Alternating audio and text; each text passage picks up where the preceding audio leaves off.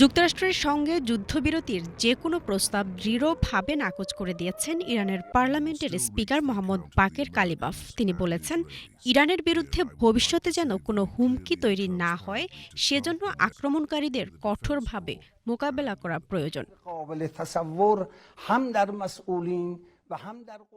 ইরানের সশস্ত্র বাহিনীর জ্যেষ্ঠ মুখপাত্র জেনারেল আবুল ফজল শেকারচি যুক্তরাষ্ট্র ও ইসরায়েলের নির্লজ্জ ও বর্বরোচিত অপরাধের কঠোর প্রতিশোধ নেয়ার অঙ্গীকার করেছেন। এদিকে উত্তেজনা কমাতে কূটনৈতিক উদ্যোগের আহ্বান জানিয়েছে কাতার। দেশটির পররাষ্ট্র প্রতিমন্ত্রী বলেছেন, মধ্যপ্রাচ্য জুড়ে সংঘাত কমাতে ইরান ও যুক্তরাষ্ট্রকে আবারও আলোচনার টেবিলে ফিরে আসা জরুরি। অন্যদিকে যুক্তরাষ্ট্রের ভেতরেও বাড়ছে উদ্বেগ।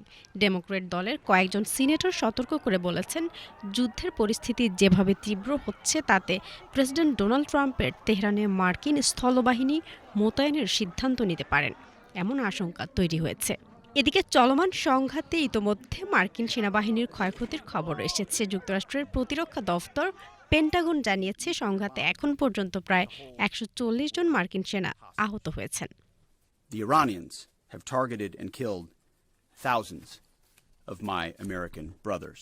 এরই মধ্যে নতুন করে উত্তেজনার কেন্দ্রবিন্দু হয়ে উঠেছে হরমুজ প্রণালী। মার্কিন গোয়েন্দা তথ্যের বরাতে জানা গেছে, এই গুরুত্বপূর্ণ সামরিক পথে মাইন বসানোর প্রস্তুতি নিচ্ছে ইরান। মার্কিন গণমাধ্যম সিবিএস নিউজ জানিয়েছে, ছোট নৌযান ব্যবহার করে এসব মাইন বসানোর পরিকল্পনা করা হচ্ছে, যেখানে প্রতিটি নৌযানে 2 থেকে 3টি মাইন ব্যবহারের সক্ষমতা রয়েছে। পারস্য উপসাগরের বন্দরগুলোকে উন্মুক্ত সমুদ্রের সঙ্গে যুক্ত করা এই হরমুজ প্রণালী বিশ্বের অন্যতম গুরুত্বপূর্ণ জ্বালানি পরিবহনের পথ। সম্প্রতি যুক্তরাষ্ট্র ও ইসরায়েলের সঙ্গে যুদ্ধের প্রেক্ষাপটে ইরানের সেনাবাহিনী সতর্ক করে জানিয়েছে, অনুমতি ছাড়া কোনো জাহাজ এই প্রণালী অতিক্রমের চেষ্টা করলে সেটিকে লক্ষ্যবস্তু করা হবে। এদিকে লেবাননের দক্ষিণাঞ্চলীয় শহর জৌয়ায় ইসরায়েলি বিমান হামলায় শহরটির মেয়র ফাউজি ফাওয়াজ এবং কাউন্সিলর সদস্য আব্বাস বালবেকি নিহত হয়েছেন।